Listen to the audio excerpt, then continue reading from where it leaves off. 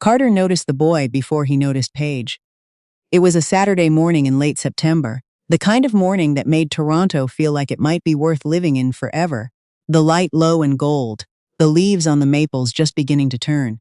Carter had come to the Riverdale farm market with Annalise because she liked the heirloom tomatoes from the vendor near the east gate, and he had nothing better to do with his hands. He was standing beside a wooden display of seedling trays when he saw the child. The boy was crouched near the edge of the flower stand, examining something on the ground with the complete, fearless concentration of a person who had not yet learned to be embarrassed by curiosity. He had dark curly hair and a gap between his two front teeth and a small crease in his brow that appeared and disappeared as he thought. Carter had seen that crease before, in the mirror. He stood there, a paper cup of coffee growing cold in his hand, unable to explain the feeling settling into his chest. Then the boy looked up and a woman crouched beside him, a woman with her dark hair pulled back and a canvas bag over one shoulder and a pen tucked behind her ear. Paige. She was pointing at whatever the boy had found, something small and living, and she was smiling. Carter had not seen her smile in 5 years. He had not seen her at all. She looked up a moment later, the way people sometimes do when they sense someone watching. The smile left her face the instant their eyes met. The boy looked between them. "Mom, do you know that man?" Paige stood. She kept her hand on the boy's shoulder. "An old colleague," she said, not looking at Carter. "Let's go find the honey table." Carter stepped forward. "Paige." She stopped. Her grip on the boy's shoulder tightened just slightly. "How old is he?" Carter asked. His voice came out quieter than he intended. 4, she said, a pause. "Almost 5. Carter looked at the boy again. The crease in his brow, the set of his jaw, the way he tilted his head to the right when he was uncertain. "What's his name?" Paige turned toward the next stall without answering. Carter reached out and touched her arm, barely 2 fingers, and she stopped. "Paige," his voice dropped to a whisper, "is he mine?" She didn't answer, but she didn't walk away either, and the silence between them was the only answer that mattered. The boy's name was Felix. He had Paige's eyes and Carter's jaw, and a laugh that surprised everyone who heard it for the first time, because it was bigger than his whole body. He had been born at St. Michael's Hospital on a Wednesday morning in March, 5 years and 2 months after Paige and Carter had last spoken to each other. Paige had known, when she chose not to tell him, that this day would come. She had known it every morning when she made Felix his oatmeal and cut the apple slices the way he liked. She had known it on the drive to junior kindergarten, singing along to the playlist her mother Lorraine had put together. She had known it every night she sat on the edge of his bed and read to him until his eyes finally closed.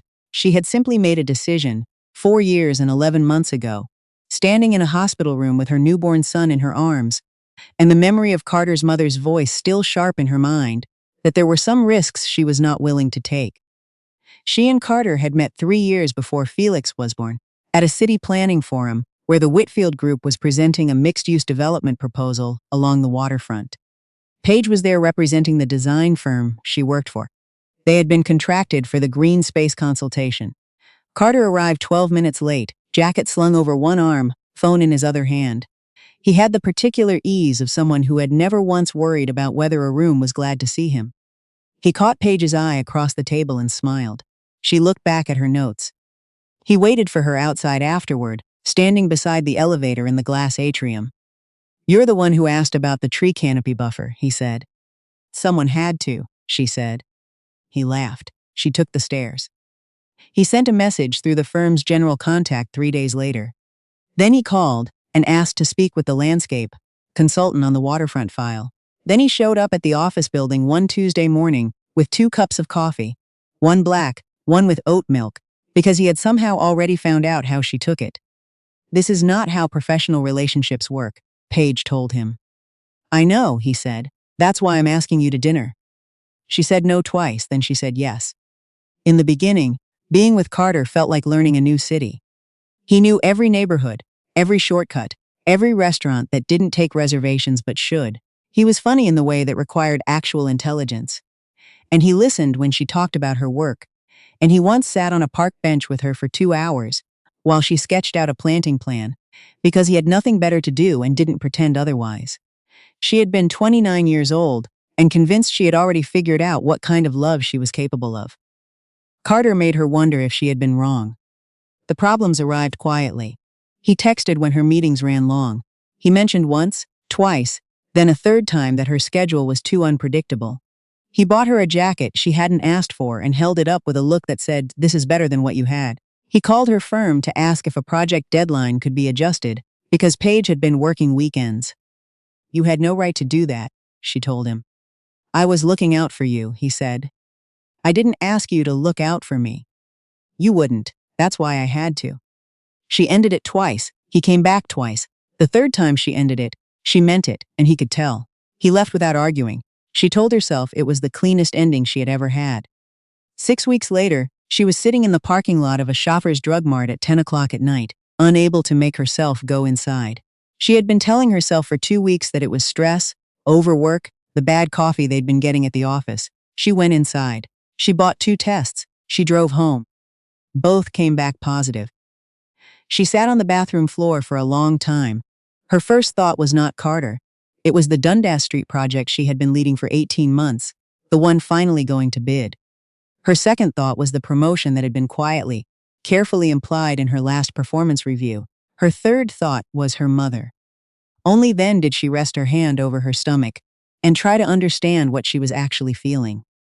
She went to the doctor the following week. The pregnancy was progressing, but her body would need close monitoring. She had a condition that made complications more likely in the early months, and she would need consistent prenatal care and rest. The doctor spoke plainly.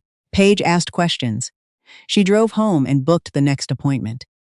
She thought about it for 7 days. Then she called Carter. They met at a coffee shop on Queen Street. He arrived already looking hopeful, already leaning forward before she had sat down. She placed the prenatal folder on the table without preamble. "I'm pregnant," she said. The hope in his face rearranged itself into something else. He looked at the folder. He looked at her. He didn't say anything right away. "Carter, I'm thinking," he said. "I can see that. We broke up. I've never thought about having kids. Not yet. I don't know how to." He picked up the folder and set it down again. "What are you going to do?" "Keep it," she said. "What I'm asking is what you're going to do." He didn't answer that day. He called her 4 times that night. She answered the third call. He said he needed more time. She said she understood. She went to bed at 10, lay awake until 2, and then opened her laptop and looked at the parental leave policy on her firm's HR portal. Carter came to her apartment 2 days later. He said he was ready. He said he wanted to do this properly. He said he wanted to bring her home to meet his family. She agreed. She wanted to see, with her own eyes, what properly looked like when they were all in the same room. The Whitfield family home was in Rosedale. The driveway was longer than most residential streets Paige had worked on. Carter's father Arthur met them at the door with a handshake that was already measuring her. His mother Miriam waited in the front room with tea service set out and a smile that didn't reach her eyes. The questions came quickly. What did her parents do? Where had she gone to school? Was the firm she worked for one of the large ones? Did she travel for work? And if so, how often? Paige answered. She was pleasant, she was clear. Arthur leaned back in his chair and said, "Carter's never brought anyone home before." As though this were a credential Paige needed to be evaluated against. Miriam set her cup down. "I'm sure you understand that we want what's best for our son." "I'm sure he can decide what that is," Paige said. The room cooled. Carter looked at his shoes. By the time they reached the front door to leave, Miriam touched Paige's arm and said, very gently, "Come back when you have more time. We should get to know each other properly." She said it the way people say it when they mean the opposite. 3 days later, Miriam called Paige's cell phone. Not Carter's. Paige almost didn't pick up. They met at a hotel lobby in Yorkville. Miriam arrived first and had already ordered. She spoke without wasting time. "I know about the baby." Paige kept her face neutral. "That's between Carter and me." "A Whitfield child is never only between 2 people," Miriam said. "You must understand that." "What is it you want?" Miriam looked at her with something that might have been sympathy on a different face. "You're talented. Carter has told me that. You have a good career. You deserve the opportunity to build it without complications." Paige set her hands flat on the table. "What kind of offer are you making?" "A generous one. Enough for a deposit on a property in a neighborhood of your choosing. Enough for a fresh start." "And the baby?" "Would be raised as part of this family." Paige looked at the woman across from her. Miriam did not flinch. She drank her tea and waited, as though she were a contractor waiting for a client to review a proposal. "And if I say no?" Miriam set her cup down. "You're an unmarried woman who works in a field where reputation and client relationships matter enormously. The Whitfield Group has connections in most of the major firms in this city. I'm not making a threat, I'm describing a reality." Paige stood. She left $40 on the table for the tea she hadn't touched. She walked out of the lobby and kept walking for 6 blocks before she stopped. Her hands were shaking, not from fear, from the particular fury of someone who has just been offered a price for something that has no price. That night, she called Carter. She did not tell him about the meeting. She had almost convinced herself she would. Then she thought about the afternoon in Rosedale. Carter looking at his shoes while Arthur ran through her credentials. Carter saying nothing while Miriam smiled. She thought about what would happen if she told Carter what his mother had said. He would be angry. He might confront Miriam. Miriam would say she had been misunderstood. And then Carter would come back to Paige and ask her to give the family more time. He would think that was protecting her. 2 weeks later, Carter came to her apartment with a small velvet box. He sat across from her and said he had done a lot of thinking and wanted to do this right. He wanted to marry her. He wanted to raise this baby together. Paige looked at the box, then she looked at him. "I lost the baby," she said. The color left his face. "When?" "Last week." He reached for her hand. She let him take it.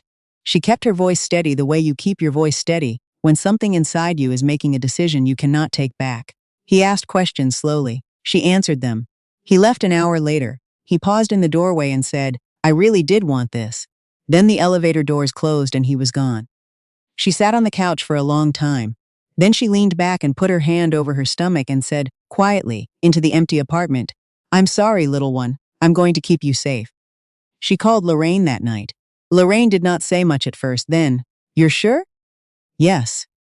"All right," Lorraine said. "I'm coming over on Friday." Lorraine arrived with groceries and a look on her face that was equal parts heartbreak and resolve. She did not argue. She did not say it was a mistake. She unpacked the groceries and asked whether Paige had called her doctor, and whether the firm offered extended leave, and whether the apartment's second bedroom got enough light. Felix was born at 7:43 in the morning, 7 minutes after Paige stopped believing she could do this, and 7 minutes before she understood she already was. He was small and loud, and had a crease between his brows when he cried that made Lorraine laugh, even though she was crying herself. Paige held him against her chest in the recovery room and thought, "No one is going to take you from me. No one." She gave him her surname. She went back to work part-time at 9 months. She made the Dundas Street project. She got the promotion the following year. Lorraine picked Felix up from daycare on Tuesdays and Thursdays, and sometimes kept him overnight when Paige had early site visits, and the two of them built a kind of life that was smaller than what Paige had once imagined for herself, but tighter, safer, more certain in the ways that mattered. Felix grew into a person who liked insects and transit maps, and always put the cap back on the toothpaste. He asked about his father when he was 3 years old, sitting in his booster's seat in the back of the car. Paige had been waiting for the question. She still didn't have an answer she felt good about. "Your dad lives in a different city," she said. Felix thought about this. "Does he know about me?" Paige kept her eyes on the road. Not yet.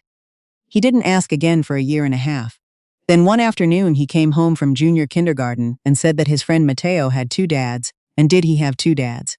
Paige said no, just one dad, and he was somewhere else right now. Felix accepted this with the same focused calm he brought to transit maps. He went back to his Legos. She told herself, regularly, that she would figure out what to do, that there would be a right moment, a right way. Then 5 years passed and Carter came back to Toronto, and she was crouching beside a flower stall at the Riverdale Market on a Saturday morning, and everything she had managed to hold in place for 5 years began, very slowly, to fall. Carter called her the next morning. She didn't answer. He texted, "We need to talk." She wrote back, "Not yet." He texted again 30 minutes later, "Paige." Just that, her name. She stared at it for a long time. She met him at a coffee shop near her office 3 days later. He was already there when she arrived. He looked tired in a way she hadn't seen before. The ease that used to occupy the space around him like a second person had gone quiet. "How long have you known?" he asked. "That you were back in Toronto, a few weeks." "That's not what I mean." She wrapped her hands around her cup. Since before he was born. Carter looked at the table. You told me you lost him. I know.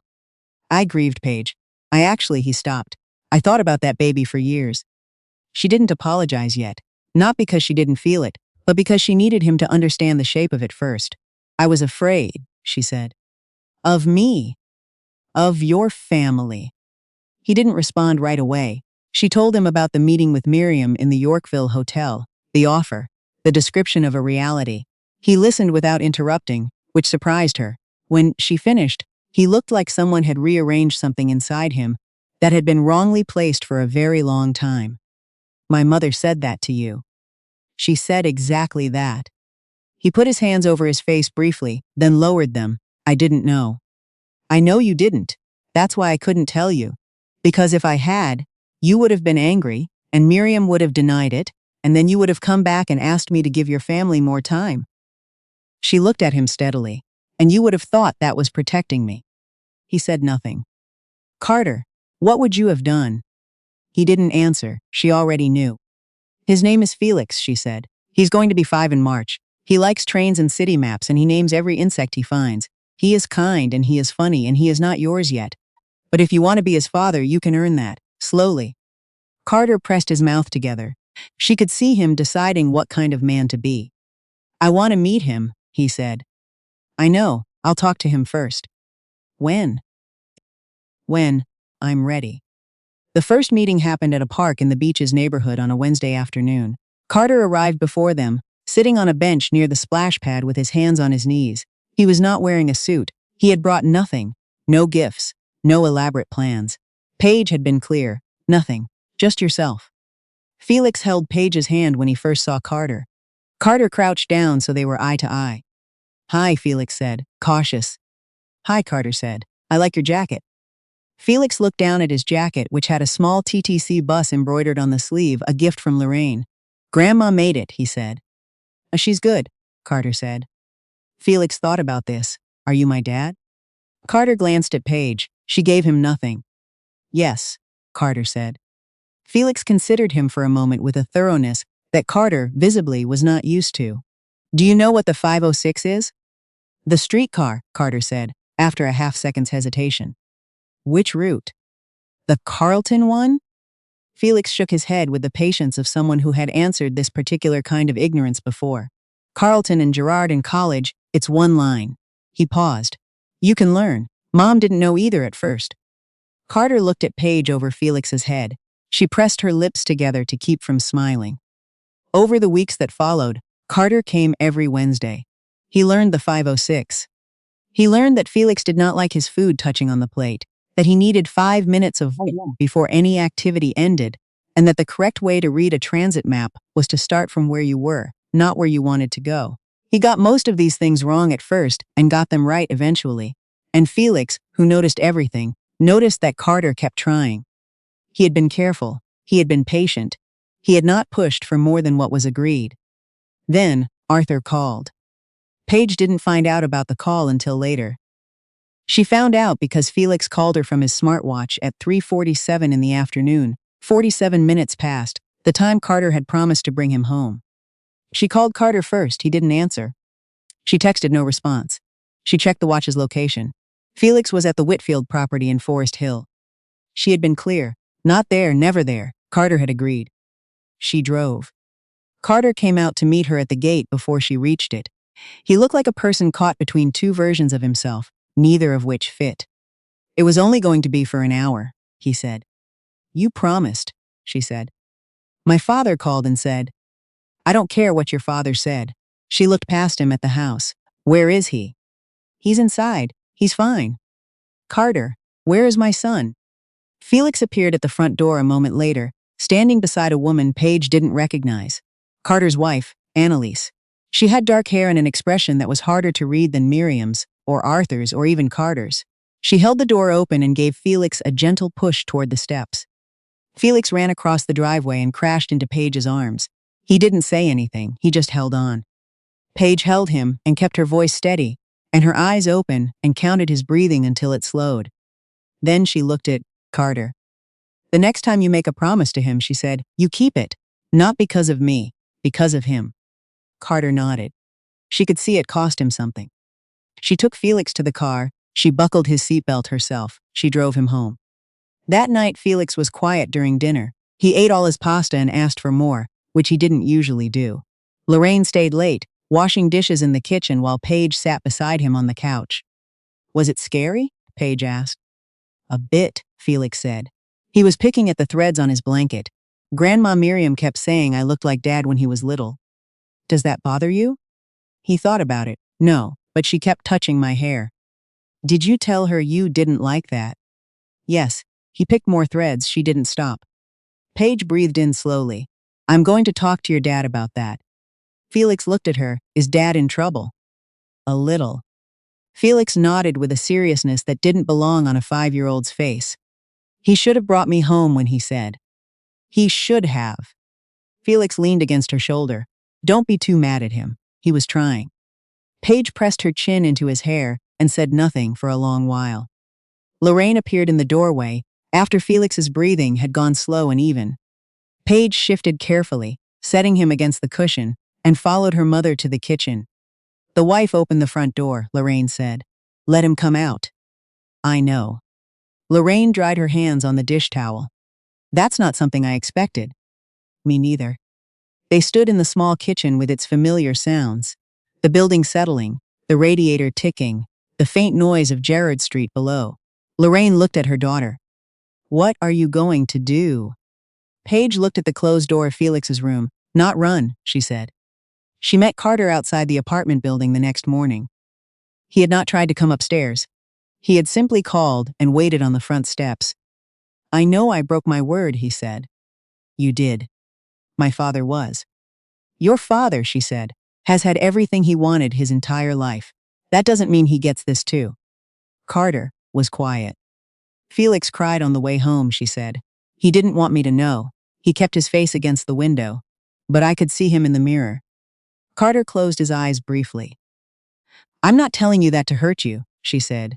I'm telling you because you need to understand what it cost him when you chose your father over your word to your son. I know. Do you? She looked at him evenly. Because last night he told me not to be too mad at you. He is 5 years old and he was already trying to protect your feelings. Carter pressed his hand over his mouth for a moment. He deserves better than that, she said. So do you, if you want my honest opinion, but that's your work to do. She started back toward the building. Carter called her name. She stopped. I'm going to talk to my father, he said, and my mother, about what Miriam said to you before Felix was born and about what happened yesterday. He paused. I should have done that a long time ago.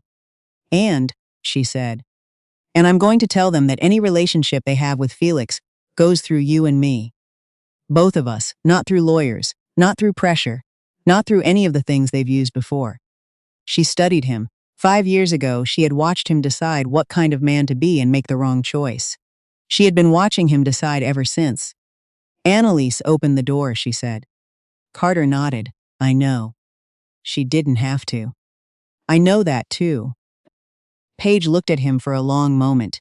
The morning was gray and cold, the kind of October morning that smelled like wet leaves in the end of something.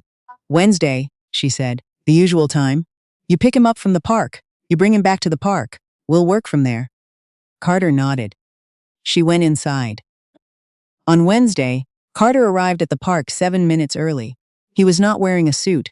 He had a small paper bag from the bakery Felix liked, the one on Dundas that made cinnamon knots without nuts, because he had asked Paige about allergies and actually written everything down. Felix examined the cinnamon knot with the same focused attention he gave transit maps. It's the right one, he said finally. Good, Carter said. They sat on the bench by the path. Felix ate and told Carter about the substitute teacher, who had confused the letter Q with the letter O on the whiteboard, and the classroom chaos that followed. Carter listened. He did not check his phone. After a while, Felix said, Are you going to come on Wednesday next week? Yes, Carter said. And the week after?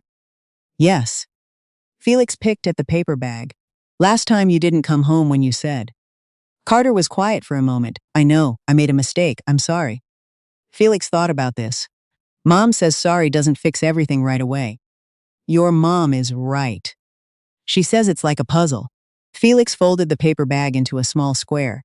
If you put a piece in the wrong spot, you take it out and try again. But if you break the piece, he frowned at the folded paper. It never goes back exactly the same. Carter looked at his son. Which one did I do? Felix thought about it with the seriousness the question deserved.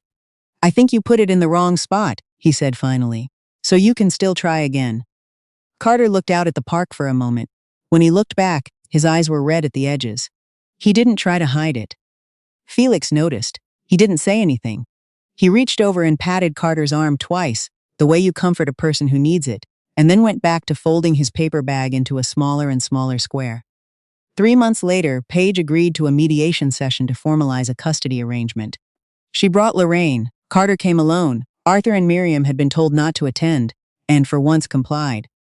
Felix met with a child counselor privately for 20 minutes. When he came back into the room, he sat beside Paige and turned to look at Carter across the table.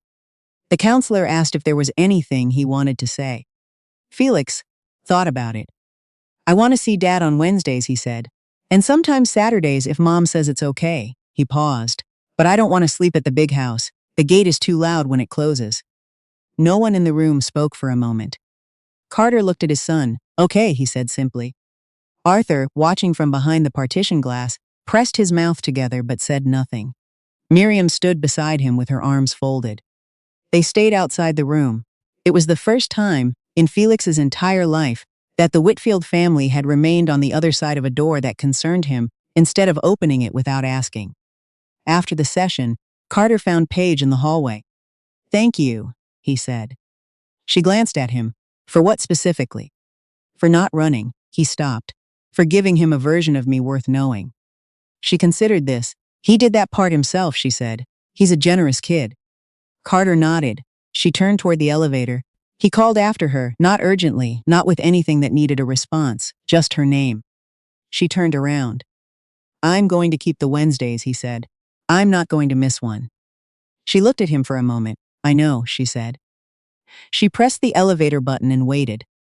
Through the glass wall behind her, she could hear Felix asking Lorraine whether there was time to stop at the Transit Museum on the way home. She smiled before she could stop herself. The doors opened. She stepped inside. She let them close. She had spent 5 years afraid that the moment she stopped running was the moment she would lose everything. Standing in that elevator, she understood for the first time that she had not stopped running away from something. She had finally stopped running away from herself.